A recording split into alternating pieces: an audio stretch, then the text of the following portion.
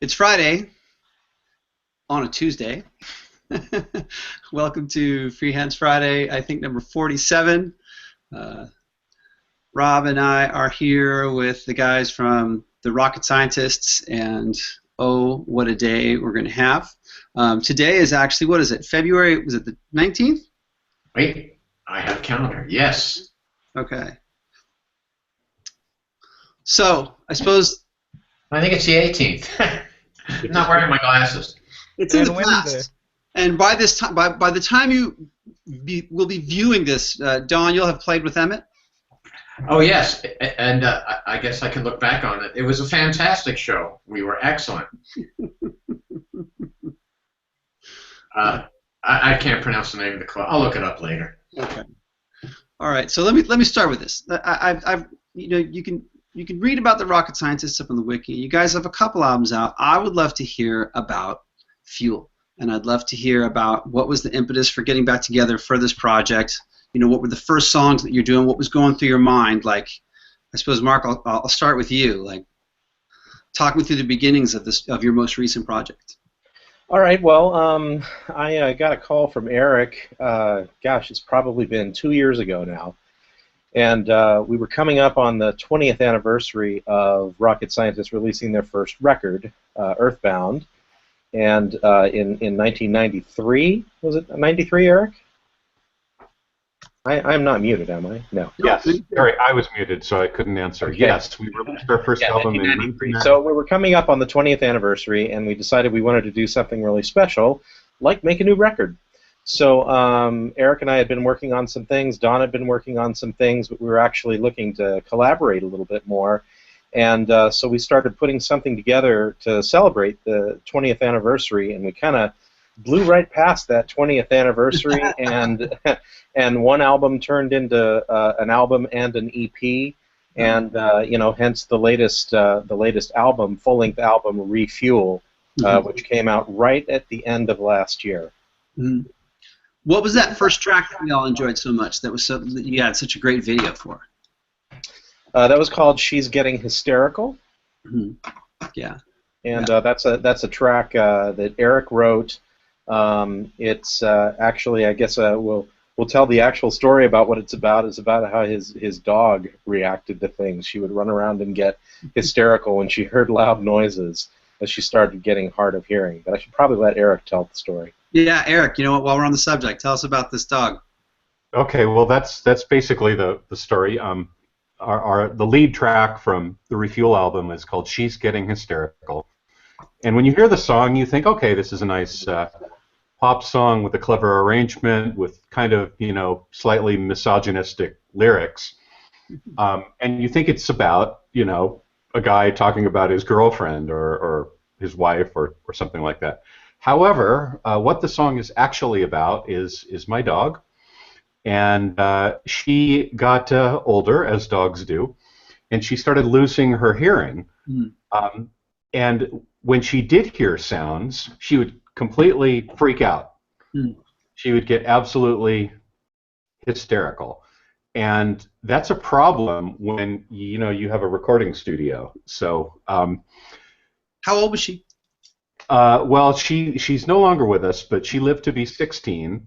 Oh, wow. There are a few photos of her online in front of the modular Moog synthesizer and so forth. But anyway, that was the that was the backstory behind She Getting Hysterical. It was actually about our little dog Zoe. Yeah. So now when we watch that video again, we can have that image. That's cool. Right. All right. We have okay. All right. So Don. Yes. Don Schiff. I'm here, present. So Don Schiff has been on Freehands Friday before. It was kind of early on when we were kind of featuring some NS players, and I'm such a big fan. I'm such a big fan of all you guys. But certainly, so everyone knows, I took lessons from Don when I was, younger. I was still in the early '90s. So I'd heard talk of the Rocket Scientists, but I haven't really wasn't able to really sit down with it like I have more recently. What's changed since then, Don, in the Rocket Scientist, in the past 20 years, 25 years? Well, my hair got wider and got shorter. Biggest changes. I just think, for me, the the positioning of changing the sounds of getting to use all the different variations of the sticks, the grand stick and the NS stick, and now we have the fretless, and it's just the incorporation of all of us getting more instruments, just that they weren't invented yet and now they are invented, or getting access to, as Eric has incredible vintage instruments, and incorporating them more and more. The sounds have gotten so much greater, in my opinion, and authentic, and the production, just everything blossomed as it would with people that have been together for 20 years. Yeah, has it been 20 years? At least. Well, our first album was released in 1993. So we were actually together before that. Mark and I actually met in high school. Okay. That was in Mr. Questions, like, how did you guys meet? Right. This in Mr. Costley's European history class, and I believe it was around 1983, something like that. Mark, does that sound about? That's right. And so Mark and I have known each other for more than 30 years. I met Don, gosh, shortly thereafter. I was probably 17 or 18, and Don's a few years older than me, so he's in his mid-20s at the time. Where were you guys? Was this here, was that out in the valley? Yeah, it was let's see. Don and I met in Sherman Oaks. Okay. We were playing with a really great female vocalist named Tully Winfield, who Don actually still works with. Mm. They are a really great writing team, and they've actually had some great success with, well, that sounded like Borat. Anyway, they had some great success with several songs, that have been placed with major artists, and Gold just album. written an incredible body of work. Wow. Yeah, there's a gold album on Don's wall. I don't know if you can see it. Oh. I saw the one with Pat Benatar. There it is. Look at that. Look at that. Hey. Anyway, so Don, at this time, way back in the 80s, Don was playing a little bit of bass and a whole lot of stick, and soon it became no bass and all stick. And I was doing keyboards, and of course, and we just became friends. And when Mark and I were building, what would be the enduring Rocket Scientists core, we needed a bass player. And I thought, well, I know Don, he's a little overqualified, but I think he'd do a great job. And so he came in and he played everything. He played, the original. This even before the grand stick, I believe. So it was, what was it? The original 10-string stick, Don. And Don's muted, it looks like. I think he may. Oh yeah, he's moving. There we go. You're muted, Don, I think. Oh, no wonder I couldn't hear me. I was so funny you missed it. Come on. Yeah, Anyway. we had the oak stick for a while. We had the 10-string ironwood stick. When they didn't invent a new stick, I just got another wood. That's right. And then you did actually play a little bit of 4-string bass guitar and some fretless bass.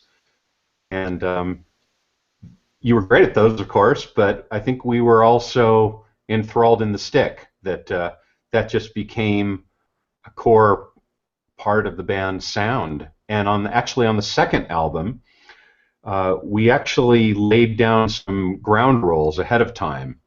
And Mark actually accounts this really well. For example, we said there's not going to be any power chords. So the guitar could not play power chords. The keyboards could not play pads. Wow. And there was going to be no bass guitar. So Don played exclusively Chapman stick on second. Yeah. And Mark can tell you about the philosophy of all that, but basically the summary of it was we wanted to stretch ourselves. This was in the early 90s, and there were a lot of just kind of ugly pop cliches going on, and we were just out of the '80s with the giant snare drum sounds and that sort of thing. So we really wanted to get away from that. Was this for Brutal Architecture? Yes. So, Mark, talk me through that. It sounds like it's a good story here.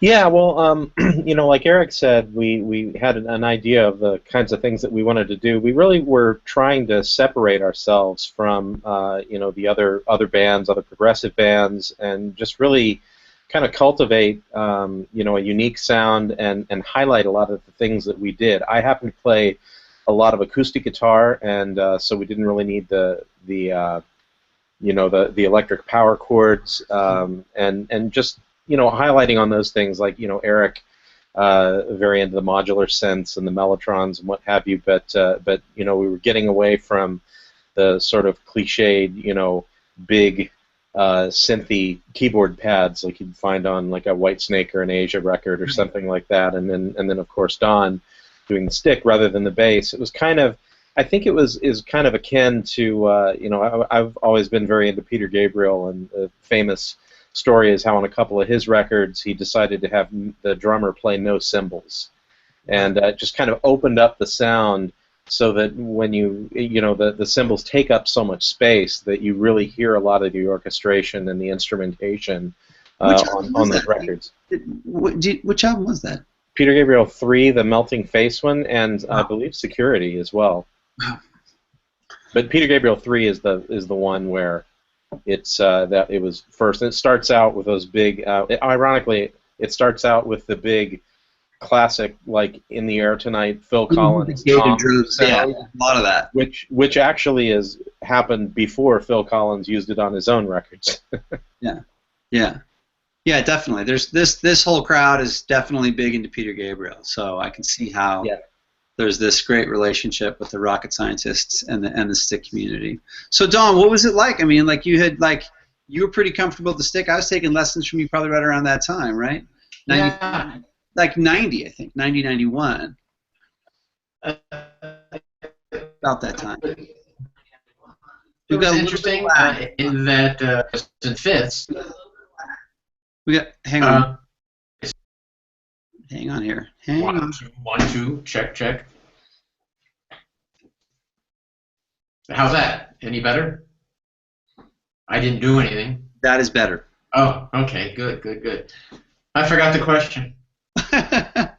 So we're moving to the stick entirely. So it's time for the second album, right? Okay. Brutal Architecture, no pads, no power chords, and it's all stick.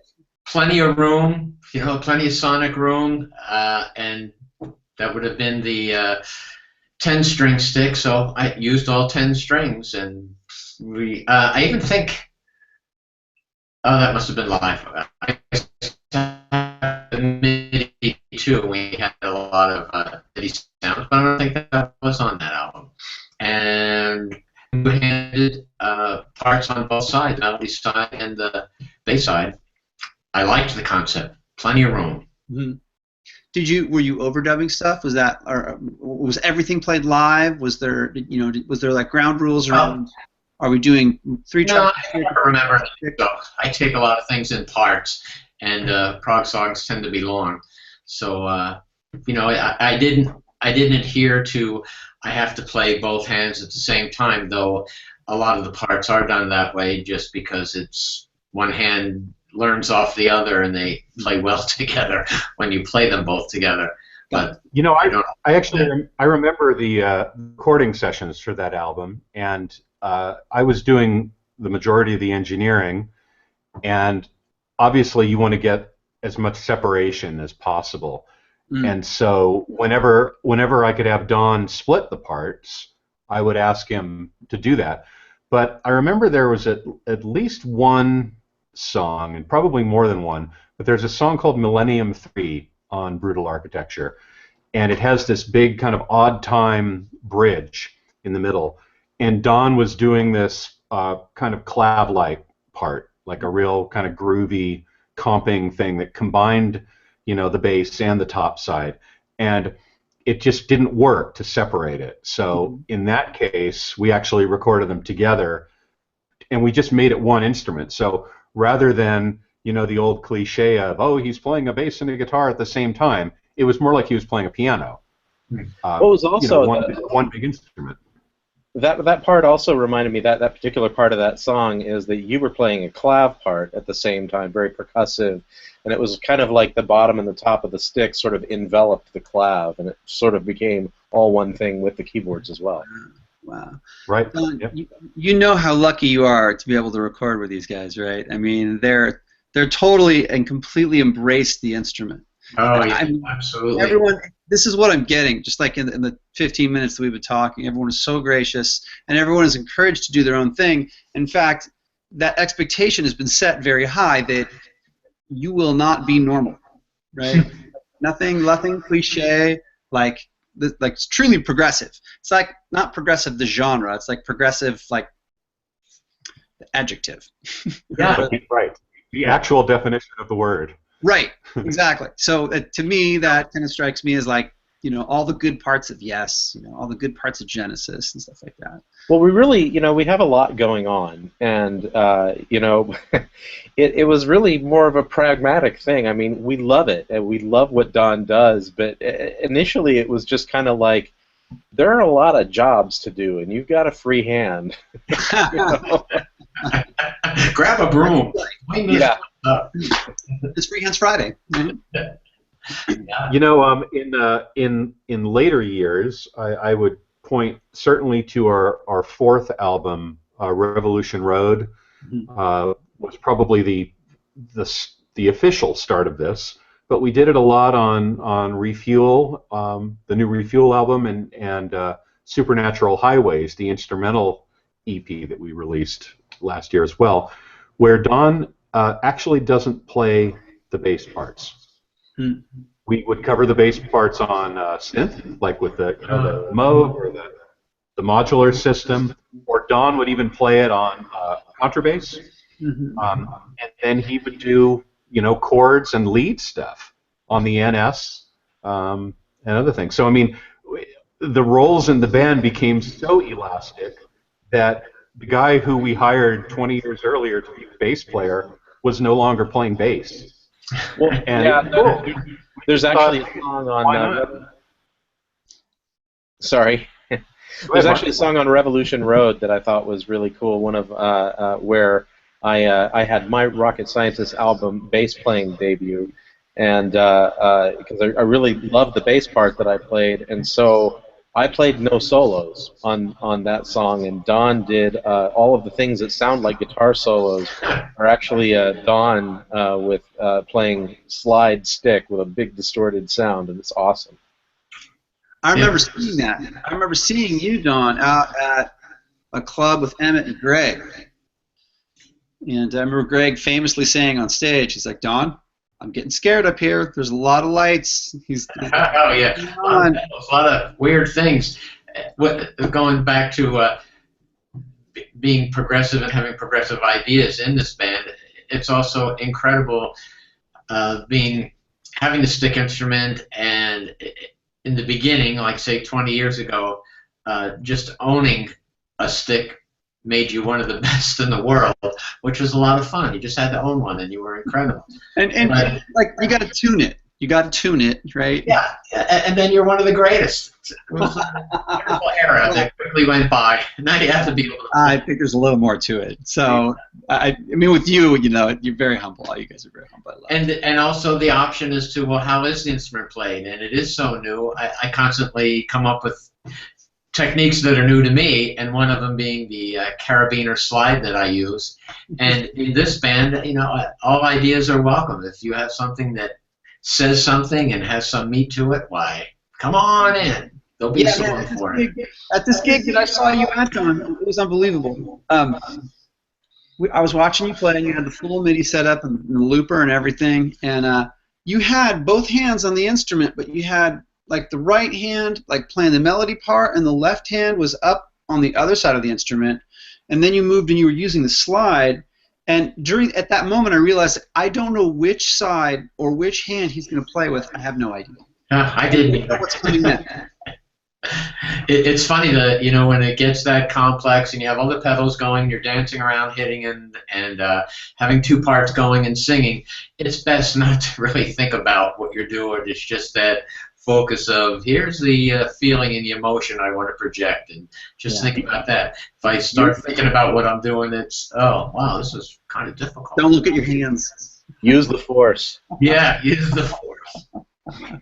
You know what's so interesting about Don moving to the stick in that era of the late '80s, early '90s was he was already an extremely accomplished bass player, and he had his tobacco sunburst Fender P bass, and he had that blue, right? He had that red sunburst Rickenbacker that's still behind him now. And we made a lot of great recordings with that red Rickenbacker bass. And Don had he still has a very specific musical vocabulary on the 4-string bass. There's certain lines that he does and certain fills. Even on the Refuel album, he played the Rickenbacker in a couple of spots. And you can just tell when he's playing a 4-string bass because there's just things he does that lend itself to that instrument. When you put Don on any of Emmett's instruments, it just opens up, and you hear him doing things on those instruments that not only wouldn't he do on other instruments, but I don't know if he could do on other instruments. So there's just something kind of synergistic about Emmett's designs and the way they work with an artist like Don, who Don is. Mark is this way too. Both of these guys, they can play just about anything if you put it in front of them, and they have these huge, pools of ideas and things that they can pull out. And when you put something like an Emmett Chapman instrument in Don's hands, where he takes it is really something. That's kind of you, and it's also just a great credit to Emmett. What a great invention the instrument is, and they're actually doing a movie about his life and about how he came up with the ideas, and it's just incredible, and it just keeps blossoming. Once he planted the seed, then it just keeps growing and growing and growing beyond what he even conceptualized it as in the beginning. Mm-hmm. Yeah, we had some actually. I don't know if you guys know or not. Today we got some big news. I posted it up on the Free Hands Academy Facebook site, but Jim Riley posted his first image of his book, Stickman, which is about Emmett Chapman and his invention, the Chapman stick. So we should be able to buy this or get this, we're hoping, in the next couple weeks. So that's really big news. Oh, great. Yeah, and so Jim is a fantastic stick player. He's up in Canada. And so he actually worked at Stick Enterprises for a while. Anyways, I'm sure, Don, there'll probably be a picture of you in there, I'm sure. Oh, I would hope so. I keep sending them to him. Whether he asks or not. Here, put that in there. So let me ask you, Eric was touching on some stuff with recording. Mark, I wanted to ask you some questions, because you're a guitarist, right? And sometimes, the stick can kind of get up in your kind of space there, but everyone's so receptive and laid back in the band, like what's different about working with a stick? So let's talk about the melody side. What's different about working with the stick than it is like with another guitarist? That's a good question. I don't know. I think of myself more as a songwriter. I enjoy playing the guitar, but I've never really considered it. And I've played with other guitar players in a band. I guess it's more similar than different in that when I play with other guitar players in the band, a lot of times I'm kind of the utility guy doing textures and doing acoustic pads and doing melodic lines and this kind of thing, while the other guitar player has other jobs. Sometimes we'll play with a shredder guy and I compliment him. Sometimes I'm the lead guitar player and they're doing other kinds of textures or what have you. And so it's I find that I kind of adapt to whatever it is that I'm playing with, and the stick, like you said, it gets up in that area, but you give it its own space and try and complement it and try and play with it just like you would if it was another guitar. And I mean, obviously against the keyboards as well. I mean, Eric's keyboards take up a lot of space, and so I'm used to being able to kind of work with whatever it is that I've got and try and make my own statement wherever that might be. Cool. Yeah, it's fun to hear because working with a bassist, you have a different experience. Working with a guitarist, you have a different experience. Working with a stick player, something totally unique. So, Eric, when you've got an idea for a song, do you put it to Don like this is how I hear it, or do you play him the part and then allow him to play over it? Like, how does that kind of process? How does it come together with the stick? There's not really a formula. I think every song is different. There certainly are some songs where I'll have a bass line that I've composed. It's like, here, play this, and it'll be written down in black and white, and Don is an awesome reader, and he'll take what I wrote and he'll play it he'll play exactly what I wrote as written, but he'll give it his own feel, his own intent, his own emotion. Another guitar player, a friend of ours, always says, it has to tell a story. So Don does that with his bass parts, even if it's a part that he didn't write. If it's a part I wrote or Mark wrote, he gets inside the part and really says it in his own way. A cliched example would be like Frank Sinatra interpreting a lyric. Anyone can sing, whatever, New York, New York, or whatever it is that he's singing. And what is it? It's not New York, New York. What's the one that? My Way? Well, not My Way. There's the one about if I can make it there, I'll make it anywhere. Is that New York? That's New York. New York. Okay, Chicago. whatever. Anyone can sing those songs, but when Frank sings those songs, he does it. So, as a dumb example, but anyway, Don does that with the bass line. So I can give him a part just written verbatim, and he'll still make it his own. Yeah. And then there'll be other songs. There'll be other songs where I say, okay, I want you to play in E minor. We're at about 124 beats per minute. We've got about 6 minutes of music here. Let's see what you can do. Fill it up. And yeah, so we do that too. We work at both extremes.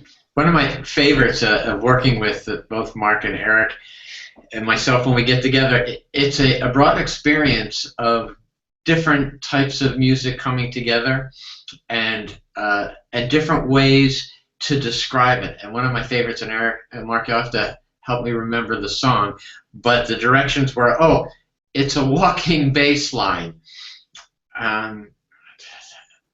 That's Wake Me Up. Yes, that was it. And so you wrote it out, and I played it, and I remember thinking, that's about a walking bass line. It's just an interpretation. I can see why you would call it a walking bass line, but it was very funny. It had me chuckle inside. Beautiful song, such a blast to play. And then on this Refuel album, Eric goes, I have this walking bass line in my mind going, we'll see about that. And it turned out it was a beautiful walking bass line, one that I played note for note because it was so perfectly etched in stone. It's a wonderful walking bass line. Nice. Buy the album for that. That was actually on Galileo on our last video. Yeah, that one. We saw that one. Talk a little bit about Galileo. Go ahead, Eric. Okay, well, I don't want to be a road hog here. No, we want to hear about Galileo. We have this tradition that we started on the first album of naming an instrumental track after a famous scientist. And it started off as kind of a gimmick because the band's called Rocket Scientists, so we thought, why not? Let's just do this. So on the first album, we had Pythagoras. On the second album, we had Archimedes. On the third album, what did we have? What was it on that? Is it Copernicus? Copernicus, thank you. Well done, Mark. That was on, or no, Copernicus was on the second album, and Archimedes was on the third album. Okay, good. Anyway, so we do this. And so not only do we just name the song after a scientist, but we try to like take something about that scientist's personality, his work, his contribution, and put that into the, you know, spirit of the instrumental. So on the Refuel album, Rocket Scientist album number 7, I believe, the scientist this time was Galileo, and so we tried to do something kind of in that spirit, something to, you know, think about like orbits a little bit, and, you know, the way things revolve around other things, and you know, that sort of thing. So it starts off with this, you know, Rhodes piano riff. That's, again, it probably would make a good stick riff, like a kind of a clav-like part played on the Rhodes, and then we kind of build it up from there. And then Don comes in with this really interesting stick part that kind of goes above and below the Rhodes, and then there's a mini-mo, you know, lead that goes above that, and then kind of this like almost Dick Dale Strat guitar part that comes in over that, and that's pretty much that song in a nutshell. There's a wonderful video of that song, by the way, that we just released a few weeks ago. So yeah, we did see that, and we enjoyed that, and that was really cool. And I always look forward to that one. Now, so I wanted to ask about, you know, writing songs. So Mark, I was going to ask you, you know, like when it comes to writing songs, like tell me, like everyone, it's uncommon where everyone gets along so well and that they all embrace each other's ideas. It seems like the songwriting process would come very easily for this trio. It's interesting, you know. I think while there was a lot of collaboration in the execution and the arrangements and what have you, the songwriting was still, I mean, I guess, well, Don and I wrote a middle section to one of my songs together, and there was certainly some of that kind of stuff. But I mean, in general, I think we come up with our own ideas and kind of put things together, and then you know, get together with the group to kind of try and put the final touches, shape them, you know, fill in the gaps and that kind of thing. It's been a long time since we actually sat down and just tried to like create something, or tried to really truly you know, write something together. Right. You guys don't like get together and be like, "Hey, let's write a song." Yeah, I mean, I've heard stories about other bands doing that, where they just, you know, have a big jam session and record everything, and then go back and look for some of the best bits and try and flesh things out or what have you. And we really don't work so much like that. Yeah, those people live in a cave and they have no kids. Yeah, there you go. They live with their moms, you know. Or they're yes, and it's the 70s. that time that we all got together at the Grand Hotel on the Lake Geneva shoreline, that just didn't work. I don't know, didn't work out. So. Hey, so Rob, I know that you have some questions here. I don't want to feel like I'm kind of hogging the mic here. Oh well, you know, I figured we got three guys with a lot to say. I might as well keep quiet. Before we get on another great set of stories, I do have a couple of questions. First of all, Don, you mentioned playing slide with a carabiner, and this was referred to in your starring role on Freehands Friday, and I don't remember details about it specifically. And since I have a stick coming just any old time now, I'm trying to think of any kind of any articulations that aren't necessarily stuck on guitar. And I did some sliding on guitar, and if I can slide on stick, you know, I'm not married to a glass slide. The carabiner came about actually from the Grand. I'll go back to the beginning. Many years ago, I was in a hotel at Caesar's Palace playing for Anne Margaret. It's a vivid memory, and I thought, oh, I'd like to have my stick do some slide work. So I would take a matchbook and I would slip it underneath the strings at the top to lift them off a little bit, and then I had a guitar slide and I would slide it up and down, and it was kind of like a lap steel. It was exciting and all, but didn't help my tuning when the next tune I didn't want to have slide. I pulled the matchbook out. It was kind of a disaster. So then I guess I was in the garage or somewhere where I came upon a carabiner, and the object was to slide. I didn't want it to make it where it took two hands to do it like in the guitar context, one hand plucks, one hand slides. I didn't want to lose my tapping ability. What I discovered with the carabiner is it fit right in between my fingers, so it was like still a finger that I could tap the note, but when I wanted to have that sliding expression, then I would just hit it and slide on it, so I still had two hands tapping, and I still had a tapping finger and a slide at the same time. And we see some of that with the NS, with the technique that you use on the NS. Yes, and then when I got the NS, then I went, oh, well, this has got to follow onto the NS, and I do it mainly now on the NS, but it is actually easier to do on the stick. You just have to be careful, and I don't know why, or maybe I just got better at it, but I used to take the slide, and if you hit it too hard against the fret, it's a mood killer. The string pops, and you got to spend the next 15 minutes changing strings. I never had that with the NS. Maybe it's because the spacing or the strings are thicker. Mm-hmm. Yeah. There's there's a video from the Refuel album called Regenerate, and we're actually still editing it right now, but by the time this airs, it will actually be released and out in the world. So everyone, please do go to YouTube and look for Regenerate by Rocket Scientists. You'll see this amazing, mind-blowing Don Schiff solo that goes through pretty much the whole song, where he's using the carabiner and the tapping and all sorts of wild stuff. And Eric, our trusty cameraman, got some just amazing shots, like really tight up on the stick, so you can really see this Don Schiff technique up close and personal. And we have the fretless on there too, and the fretted. We threw every stick at it we could. Wow.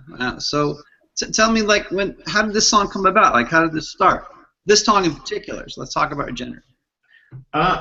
Eric gave me a task. He said, let's feature the instrument, and I interpreted what he asked me to do is do something gymnastic. So at that time, that's about as fast as I can play, and I had to practice when I was putting the piece together of, okay, getting the parts together and working it up and working up the coordination. And did you have like a part? Did you have chords or like a section or like a loop that you were working with, or? No, there was a really fast ostinato part starting it out, and what we discovered was, okay, I've got the ostinato stick part going, and then slide parts and the tapping the bass lines, and it was a lot of string sounds. And Eric thought, well, let's make a little more sonic room there, and he took over the opening ostinato part, which came out brilliant because he can hear so much more when there's different timbres, and so that's how the song started to develop. And then the beauty of working in this band, each person comes up with lines and parts and sounds that I would not have heard of, and this will probably go greatly unnoticed, but on Mark's guitar part, there's a part where he's strumming, but he puts an extra strum sound in there, and I don't know how you do it. I've never heard it done before, but it was really remarkable. I was really impressed with that, and the soloing that Eric put over top, the beginning melodies that come in. At first, I thought, well, boy, that's one of the stick sounds that I always would like to have, but it's a beautiful keyboard sound, played just like if I had taken the slide and played the part. He just really has a beautiful ear for developing a sound and then playing it in a proper and appropriate way to blend in with everything. So let's talk about that. Let's talk about the stick and keyboards, because you talk about wanting to get a certain sound on the stick, and now, like, Eric has pretty much any sound you can imagine. So, like, take us through working with the keyboard with so much versatility.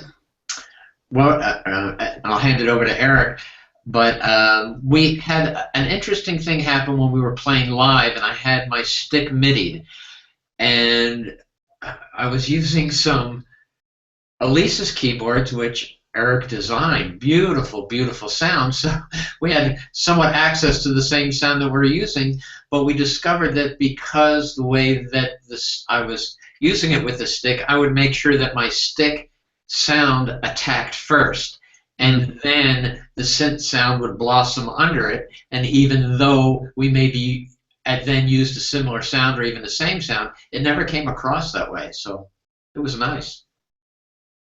It was like a four-handed, three-handed keyboardist. Yes. Right. Used to confuse the sound.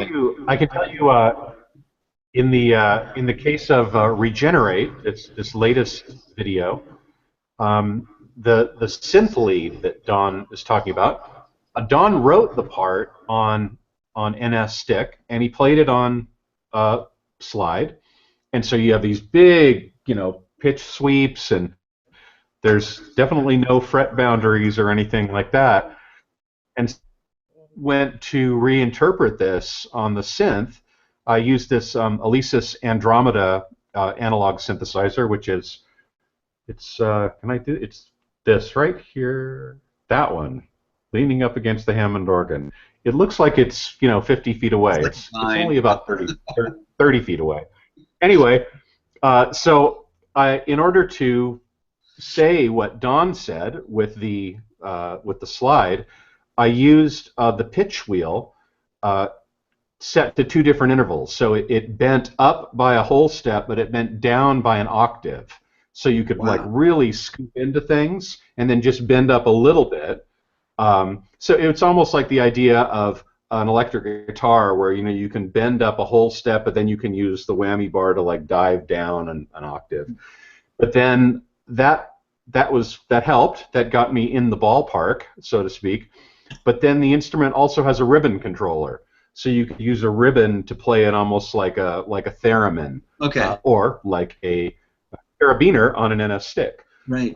So that was how I was kind of able to interpret Don's part, and I used this, analog synth French horn sound that I just love. It's a little bit reminiscent of Vangelis and like the Blade Runner and Chariots of Fire sound and that kind of thing. So somehow, the vision for all of this thing, it was perfectly clear in my mind. I just needed to figure out a way to play it, which is what Don does all the time. So I guess we just kind of volley ideas back and forth like that. Yeah. Yeah. The sensitivity among the band members is just extraordinary. I really feel personally grateful, and I've played with a lot of people, and some famous, some not famous, but what I always look for is a union of spirit and a command of an instrument, and both Mark and Eric are incredible at their instruments and the way that they can play them and express their souls through them. Yeah. Oof, I'm one lucky fella. So Mark, on that note, like, what is it, as a songwriter, right? Like, what's your favorite part? You cut out. You said, "What's your favorite?" and then it was silent. Fill in the blank.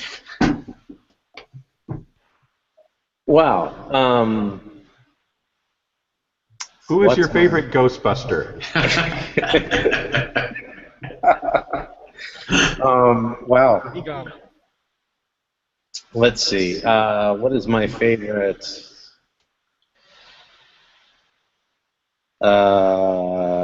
This is a harder question. A much harder question.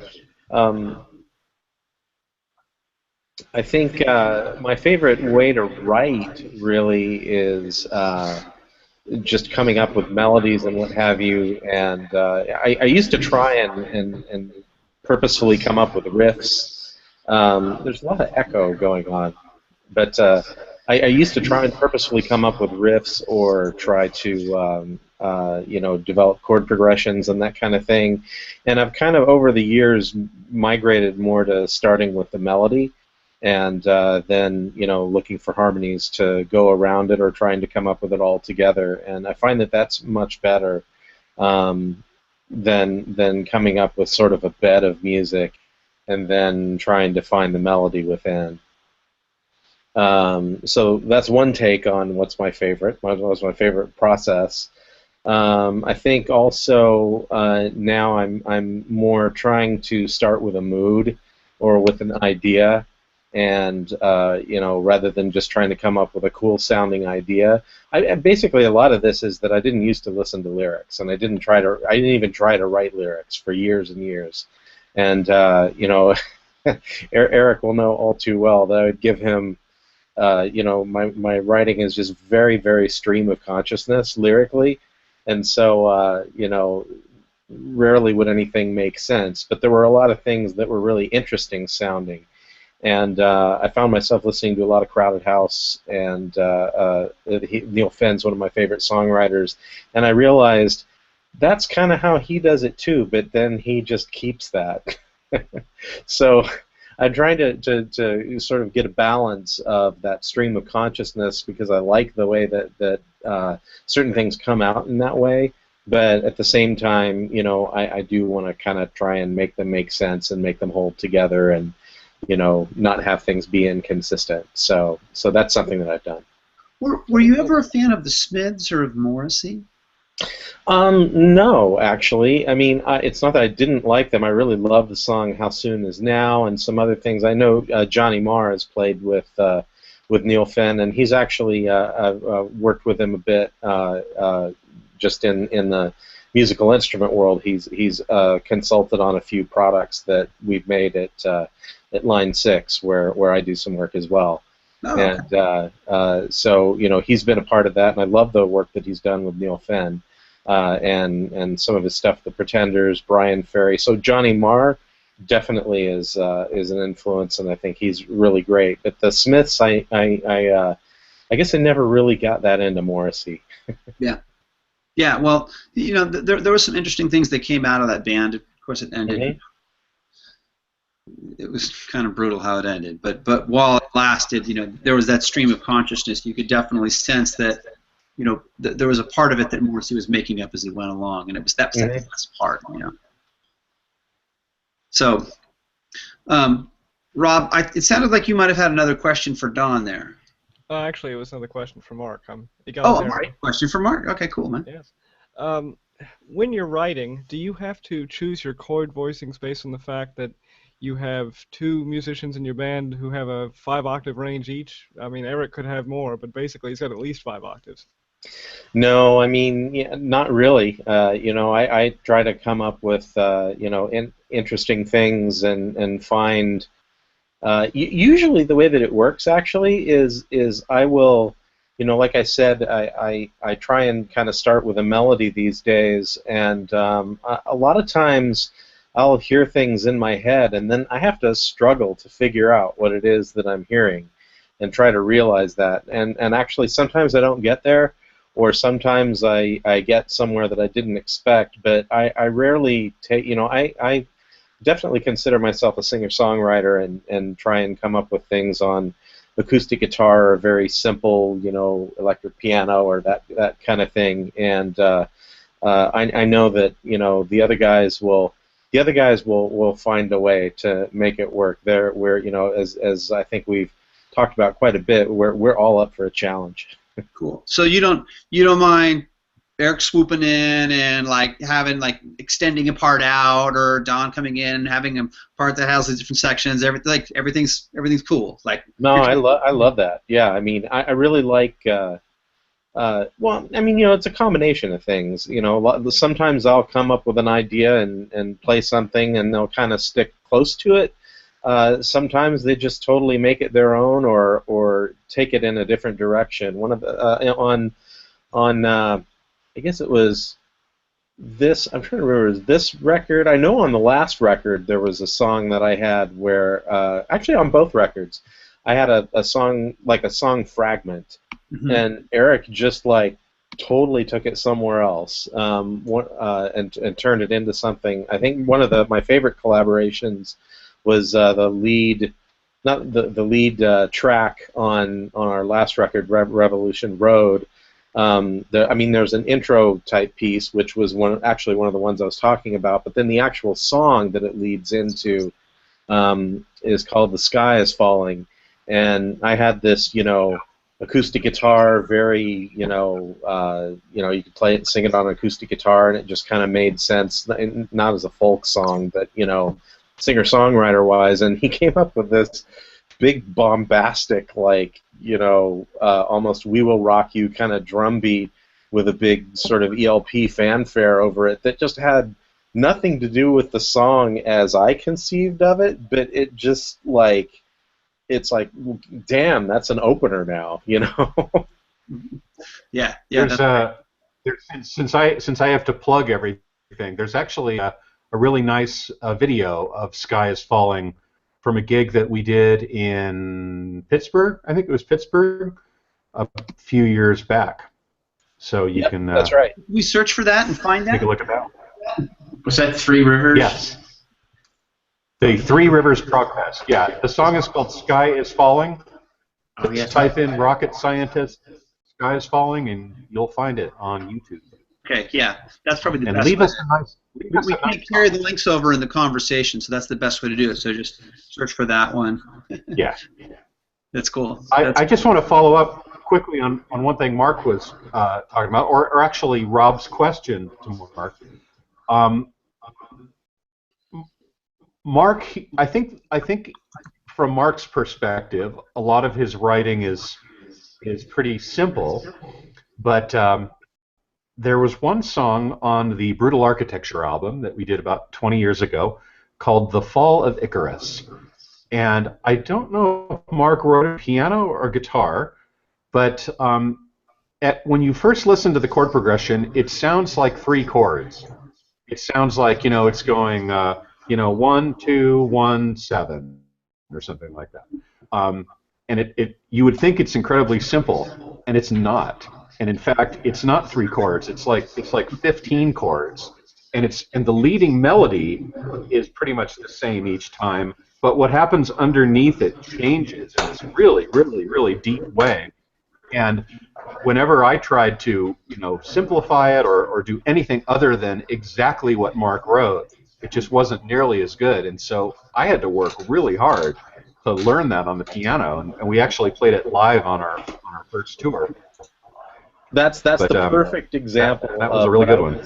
Yeah, that's the perfect example of what I was talking about, where I have to work really hard to translate the things I hear inside my head. And I had just as hard a time remembering those chords as Eric did. There was no logic on the keyboard to playing it. Like you just had to memorize it. It wasn't anything that a keyboard player would naturally play. But again, if you played anything else, it was wrong. So I literally had to memorize, just every single inversion in every bar. Yeah. Nothing wrong with that. That's right. You're in the right band. Because you can hear, you might not hear, you and Mark might not hear it the same way, but that's what makes it the rocket scientist. It's such great writing. The only downside with Eric having a plethora of keyboard sounds that he could use, and Mark playing the Line 6 guitars, which get any sound you would want of that, plus all the other ones that he has. I decided I wanted to learn to play the cello. So then that grew to, well, I think I want a viola, and then I just got the violin. So just to keep chiming in and joining in with, I have some new sounds, we came up with some great orchestrations, and it was a lot of fun. In Mark's writing, there's just such a great room for harmonies, and just making moving parts and moving strings really worked well. Had a blast. Had a blast filling up space, nudging everybody out of the way. Coming through. Well, that was part of the collaboration I talked about earlier, where on the latest record, the song "It's Over," which actually there is a video for on YouTube.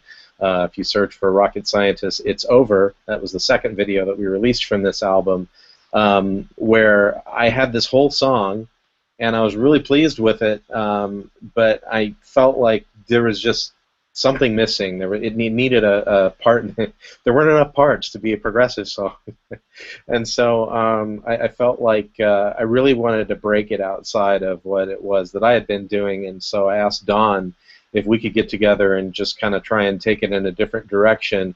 And it was I was really excited by all the stuff that he'd been doing with the strings, with the viola and the cello and what have you, and so I thought let's feature that. And so Don actually wrote the chord progression, and then we did that sort of like we're each throwing out ideas, and it just kind of ended up at a place that neither one of us would have taken it to alone, but it very heavily features the cellos, and I thought it was really great. And one of the few times that we actually were in the same room together, doing it the way that I guess people used to do it. Everyone's sitting in a room together. Now That's we just right. sit on a computer together. Everybody's my neighbor from my terminal. So let's talk about that, actually, Eric. I wanted to kind of just segue into another kind of aspect of this.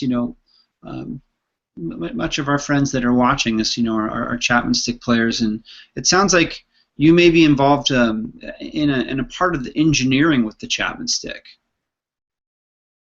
when the recordings are done. Oh, sorry. Well, this is for Eric. That's what I thought. So okay. Yeah. Oh, you are. Gene, I lost you for a minute. Okay, so recording a Chapman stick. That's what I'm getting at. It sounds like you've done some of the engineering. So let's talk about just the bass side, because it's always such a hot topic. Give us the dirt. I learned at a very young age that the best way to record an instrument is to listen to the instrument and figure out where the sound is coming from, what it really sounds like before you plug it into anything. And so I listened to, the original Chapman stick. Before I met Don, I'd heard it in King Crimson, and I'd heard Emmett Parallel Galaxy album, and in fact, I used to see Emmett at a little jazz club called Dante's in North Hollywood back in the early mid '80s, something like that. I used to check him out at the cafe. Cool. Cafe, yeah. So I had an idea of what a Chapman stick sounded like. Yeah. But Don doesn't play a Chapman stick like other people play a Chapman stick, and I'm sure Gene, if you came over and I recorded you playing the stick, you would sound completely different. So I just really listened to Don and listened just to what his natural sound was.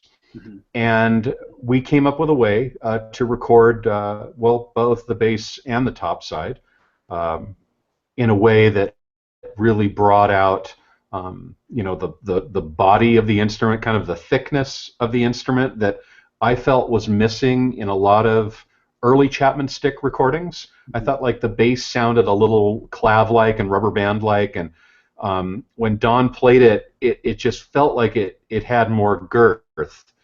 And so we came up with a way of recording it, and probably the single most important piece of gear we came across was this Avalon U5 direct box.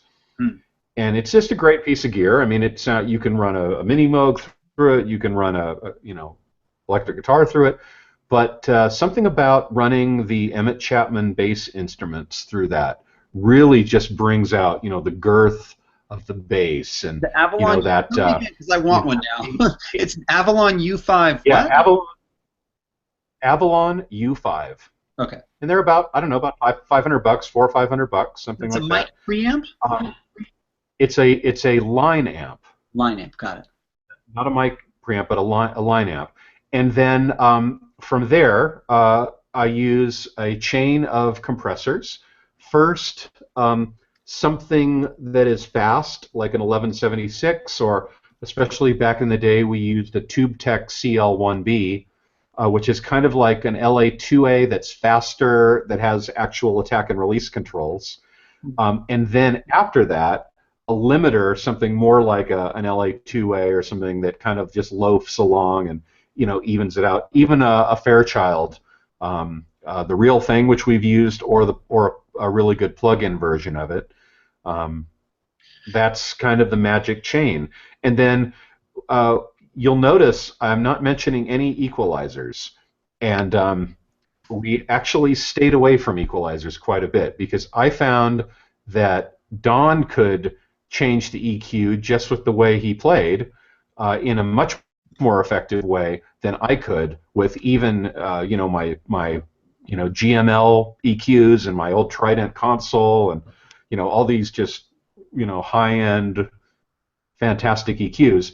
If I said, okay, this just needs to be a little brighter, needs to be a little more chesty or a little more soft, whatever, full, Don could do that in the way that he played. I see. And of course, when I mix, I EQ a little bit, but I try not to, not to do that too much and let the player really handle that. And without going on and on in this subject, I do the same thing with Mark's acoustic guitars.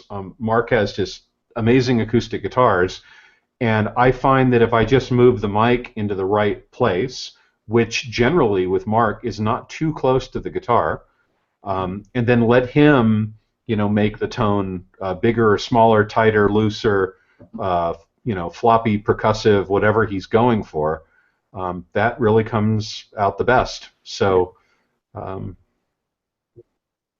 that seems like it works. Yeah, that's the short answer. Yeah, you get the tone is in your hands, right? So that's kind of fun to hear, and for someone who's a kind of a very not very good at home recording, right, hearing that is inspiring because you just if you have a mic that works, the tone is in your hands, right? I suppose that's the idea.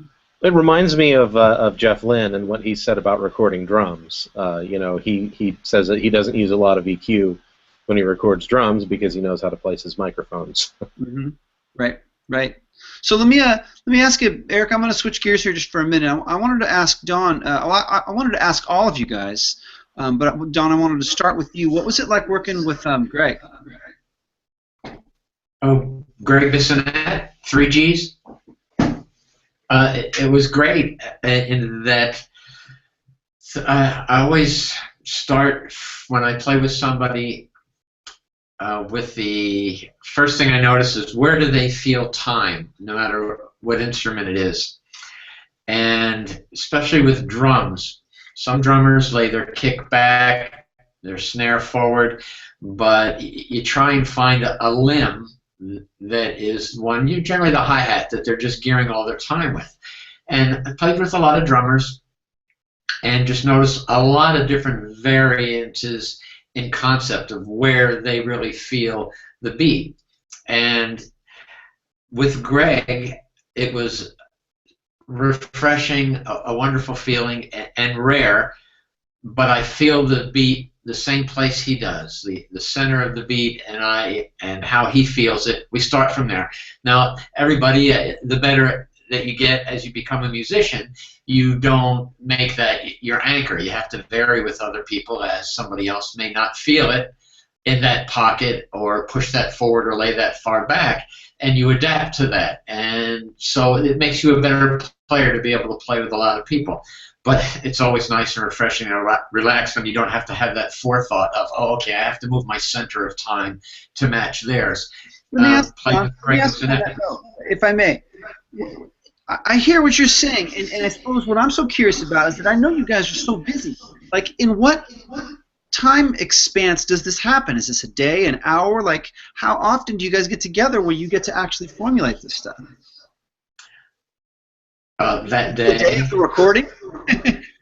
How long do you have?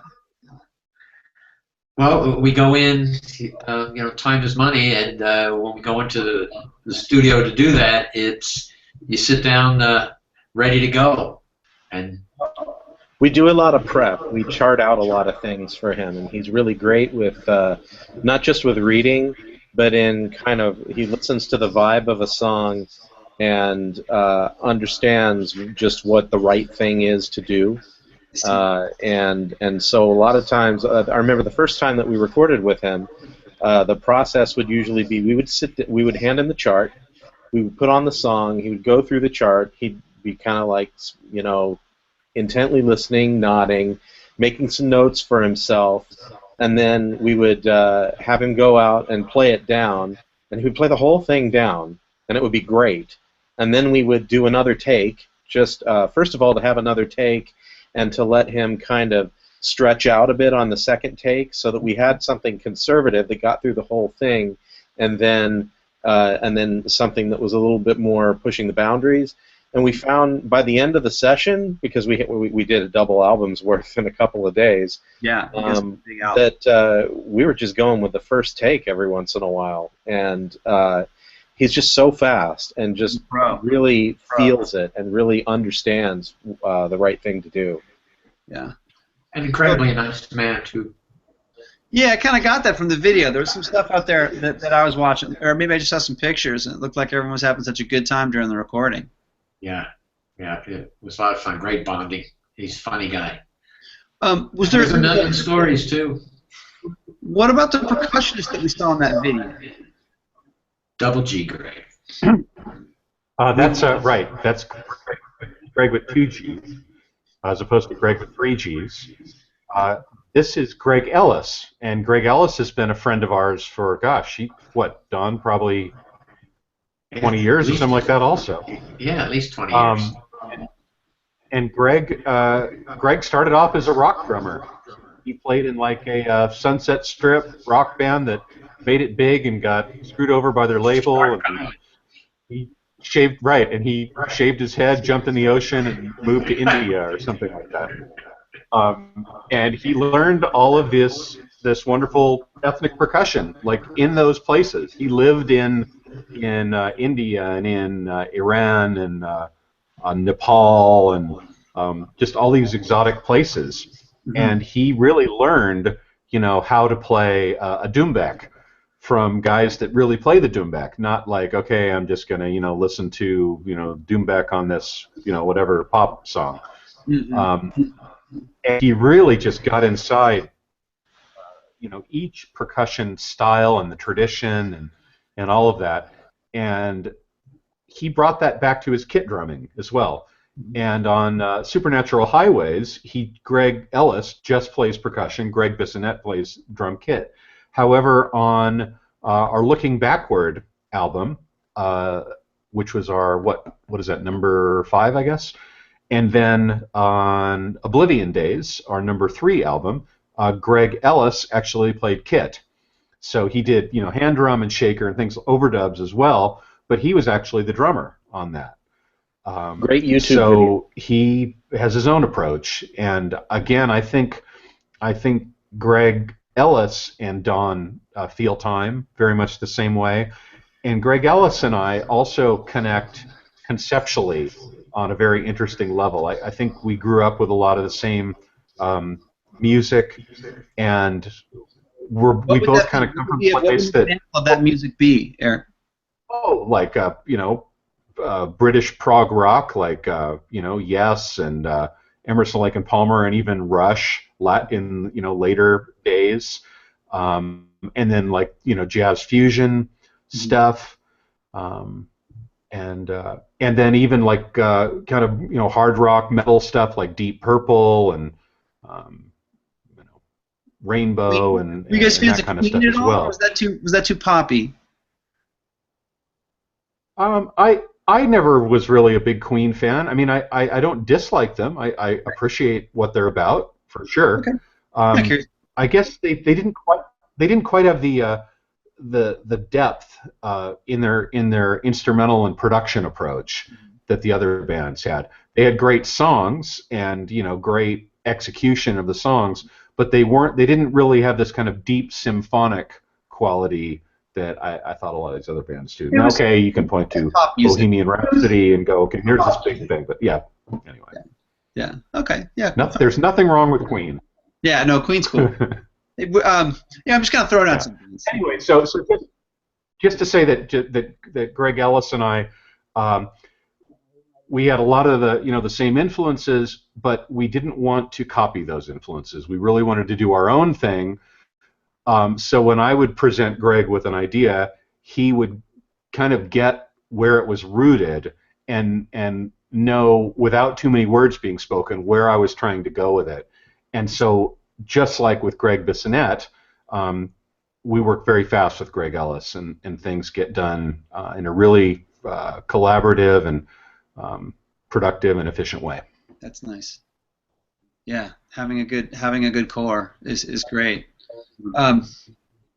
Oh, wait a minute. Wait a minute. There's something totally huge that I forgot to mention. I produced a solo album for Don about 10 years ago called Peering Over Clouds, which is an absolute stick magnum opus. And Greg Ellis is the drummer on that. So he plays kit and hand drums and all that. So that's not a small thing. So we absolutely have to mention that. So let's talk about that for a sec, Don. So now we're in a different role, right? So now we're the solo artist, and you get to play whatever you darn well want to play, and you've got this great producer and this great keyboardist and this great drummer. Like, what was that like? It was the best of all worlds, and I definitely come from a lot of influences, and I guess if left on my own, everything would come out R&B. So I need a lot of direction, and Eric was brilliant at that. He goes, "That's really nice, but move it along more in this direction and extend these parts." So it was just wonderful being able to have somebody that is so knowledgeable about what it takes to make up a great sound, what it takes to keep things interesting on an album and keep a concept going from top to bottom, so it doesn't sound like he's got a country tune, he's got an R&B tune, he's got a rock tune. Just very, very well focused. And one of the other great attributes to Eric is the big picture. He not only sees what the sounds are going to be like, what the songs are going to be like, but what the packaging is going to be like. And not only what the packaging is going to be like, but what does it look like when it's involved with Think Tank Media and all the other packaging. So he just world view of the whole project. It was wonderful to have that influence, and then to have Greg Ellis, who we always laugh, when we go to play together. It's one of those times where you come to the end of the 8 bars, and I always have something to play at the end of every 8. I've got something to say, and so does Greg Ellis, and we just match it up as if we had taken the time to stop and listen and figure out what the answer at the end of a phrase is going to be. That magic happens so much with him. So when you're listening back, you find yourself like, "Hey, those guys are good." Yeah. Well, they know what they're doing. It was fun. Yeah. I kind of get that feeling with the rocket scientists. Like everything gels so nicely. Yes. It just feels like a good fit. Hey, Rob, I wanted to kind of get back to you and circle back to you. I know you had one more comment, and you said that it would kind of bounce off nicely what we're doing right here. Oh, yeah. Well, I just wanted to ask, you have a variety of percussionists at different times for different things, and I wondered, does that affect the way you write? I imagine it affects the way you play, given what Don was talking about, finding how different people keep time. But does it affect the way you write? I don't think we write with drummers or percussionists in mind, but rather the other way around. That we'll have a body of work, and then we'll choose who we think the right guy is for the job. And in the case of the Supernatural Highways album, it was both Greg's. Which Greg do we want? The answer is yes.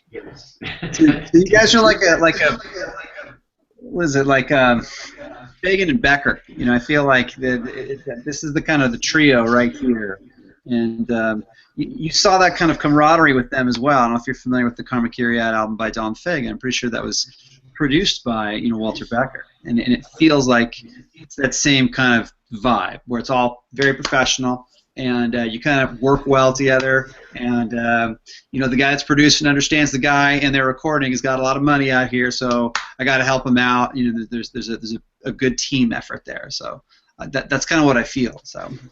Yeah, absolutely. What's interesting is, especially as we get older, you find so many things to just occupy your time, and the days get shorter, as they say.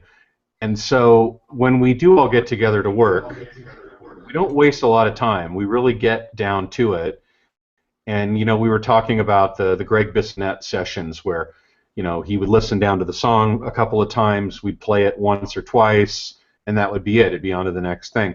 Well, that kind of applies to the whole band. I know, like on the last album, Mark came up to my studio here in Northern California to cut his vocals, and we weren't spending 8 hours on a song. I mean, we'd cut a great lead vocal with Mark in like maybe an hour and a half.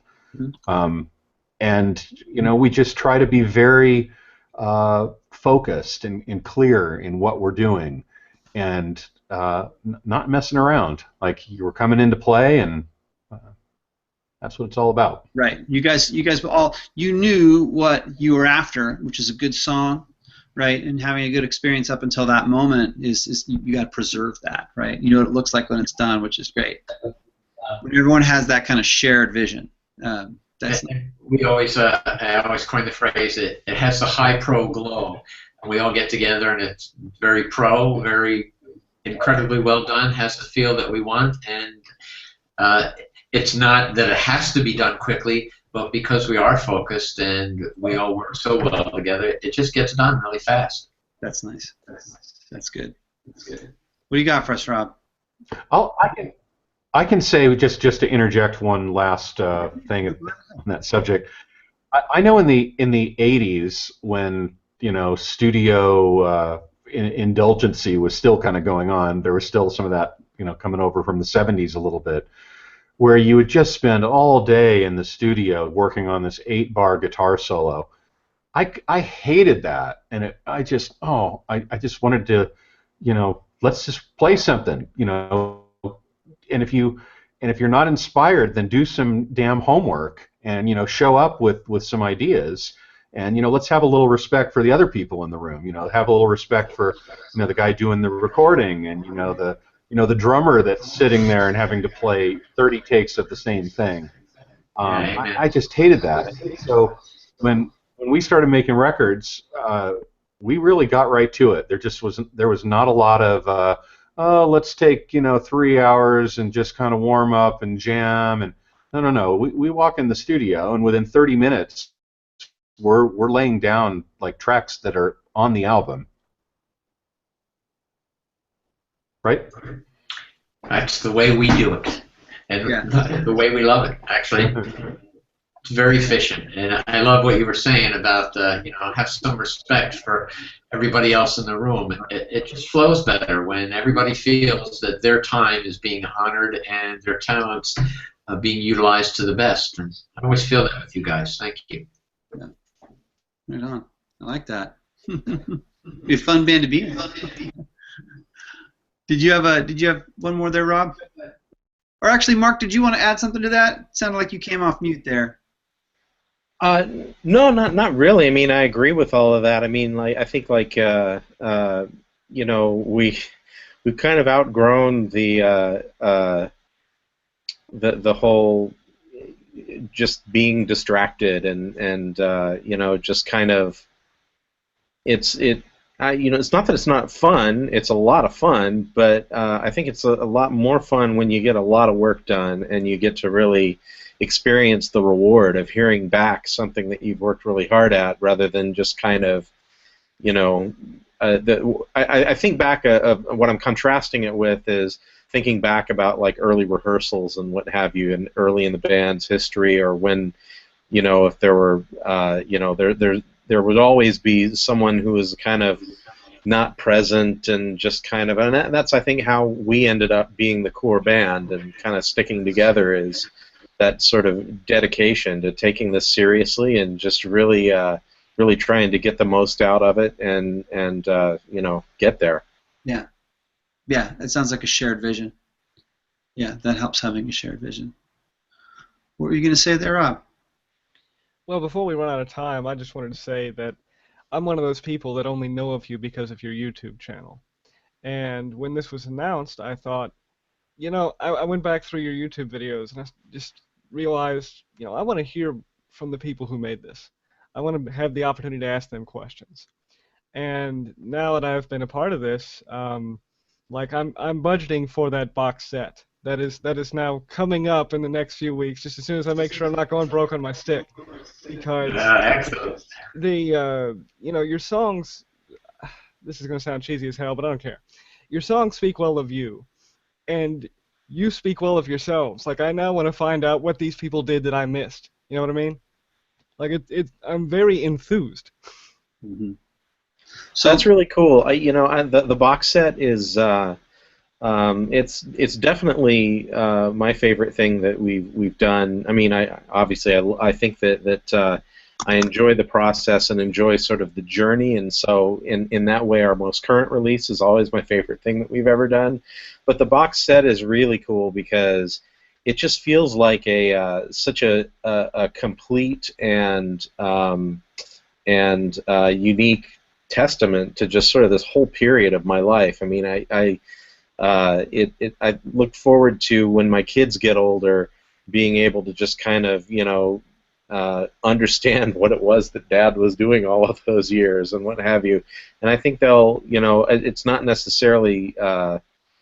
I feel like it's a really cool document to have, and a really cool just for me. I mean, it's funny. I heard an interview with Danny DeVito once talking about back in the days of Laserdisc. Back before the idea of a deluxe edition that had behind-the-scenes commentary and all of that kind of stuff. He was talking about how, for the War of the Roses movie, having that Laserdisc deluxe boxed set edition that had all of the outtakes and all of the interviews and just the best presentation possible, that it was just like a really fitting bookend to the whole project. And I feel the same way about that box set, that it's like it just encompasses so much, like, this is my life. Yeah, yeah. So Eric, if I may, like, kind of on that note, like, I know we were talking about, I suppose I want to use this moment to make sure that we let people know about where to find you guys. And that is on Facebook at rocketscientistsofficial.artist.page is where we can find you on Facebook and like your page and hear some tunes. Yes, I just, you can, it's Rocket Scientists official artist page with dots between every word, but you can just type Rocket Scientists in Facebook and you'll find our page. Okay. We have all the videos from our latest albums, from Supernatural Highways and from the Refuel album, on there as native Facebook videos, which actually look pretty good on Facebook. And then, of course, we have them on YouTube as well. So we try to maintain kind of a dual presence. The three of us actually do participate in the Facebook page quite a bit. So if you want to ask us anything or say something to us or call us names, that's the place to do it. Okay, cool. Let me just add to that really quickly. So there's a lot of stickists out there. There's a lot of NS players, as well as just a lot of prog players that will really appreciate being able to hear that. So with the coming of the box set and this opportunity to give your fans this great opportunity to have it all in one place, which is great. It'll be nice to kind of sound off on the Facebook page. I know I always look forward to the videos. I mean, that's pretty much how I know you guys. I know you guys through Dawn, and so I think there's another place we can get a hold of Refuel. Do we buy Refuel on thetank.com, or where do we get Refuel? And Eric, that's for you. Okay. Our website is thetank.com, thetank.com. You can get everything there. We also have our whole catalog is available on Amazon and on CD Baby as well. And I mention those especially for people that are outside of the U.S. because the shipping rates, especially from Amazon and CD Baby, are better than what we can offer. So if you're in Europe or South America or Asia, definitely check out Amazon or CD Baby.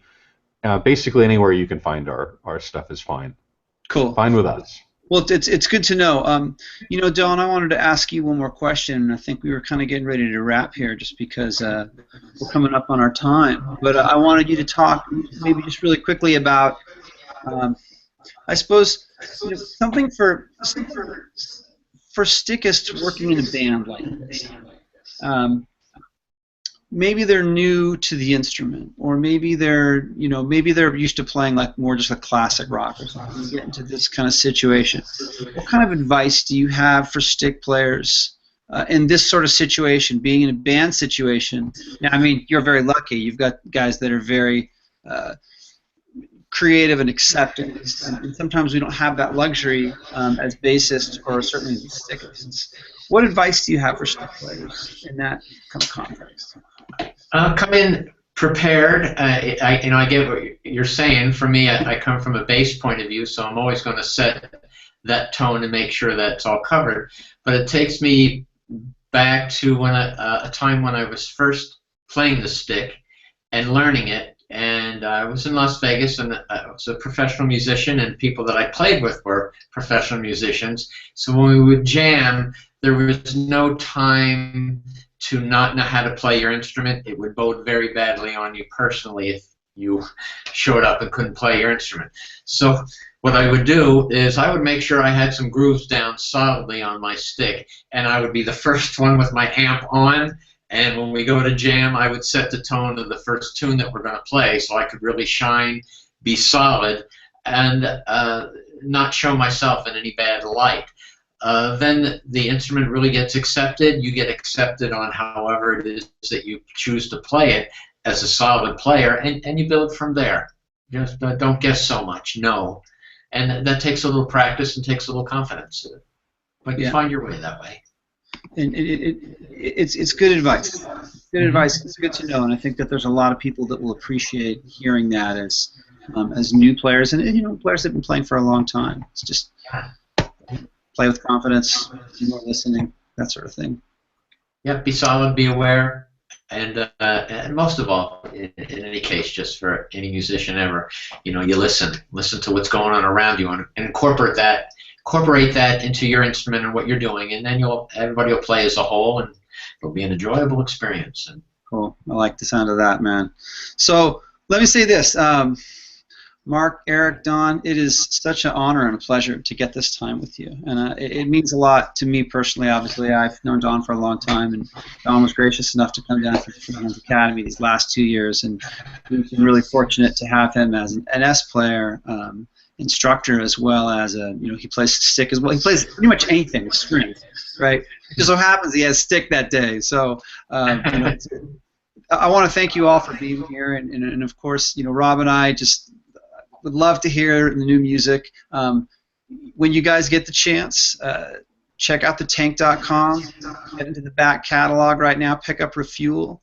You can find these guys out on Amazon as well.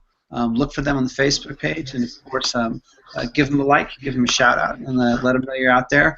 I don't really have anything else to add. We've got some more programs coming up in March for Freehands Friday that will feature more of our international kind of crew, some guys from Spain, and hopefully some guys from South America as well. Just wanted to see if there's anything else you guys wanted to add before we check out for the evening. No, just wanted to say thank you, Gene, and thank you, Rob, Eric, Mark. Thank you all. Thank you, guys. Thank you, Gene. Thank you, Rob. We really enjoyed it. Cool. Thanks a lot, guys. Yeah. Thanks again, everyone. Happy Freehands Friday. I will just add one last thing. Yeah, go ahead, Rob. And that is, thank you guys for remembering physical media. That's really going by the wayside. I mean, first it was the brick and mortars, now it's the actual discs themselves. And even though I tend to do a lot of digital music with my CD collection, nevertheless, I get to choose my encoding. I get to choose my bit rate. I can be as geeky as I want to be, FLAC, Opus, whatever. It's on me to figure out how I play it. And that's, to me, if nothing else, that's why CDs are still important. Yeah. Oh, good. Great. I agree with you. And as far as downloads go, I should plug one other place. We are big fans of Bandcamp.com. In fact, we released both of these albums there first. So, and at Bandcamp, you can actually choose the format that you download in. So, obviously at iTunes, it's only AAC. At Bandcamp, you can do, FLAC or MP3 or OGG Vorbis, I think. All kinds of stuff. So if you're a downloading type person, by all means check out Bandcamp. Yeah. We're easy to find. It's rocketscientist.bandcamp.com. So just go there and type us in, and you'll find us. Is that acceptable, Rob? You've got all those different formats. Absolutely. I picked up a Rob Martino album and a Greg Howard album on Bandcamp because that's where you can get flack. See, these are your Cool. people. All right, guys. Rocket Scientists in 2015, man. Thanks for joining us. And Thank you. for people that tuned in, thanks for watching. All right.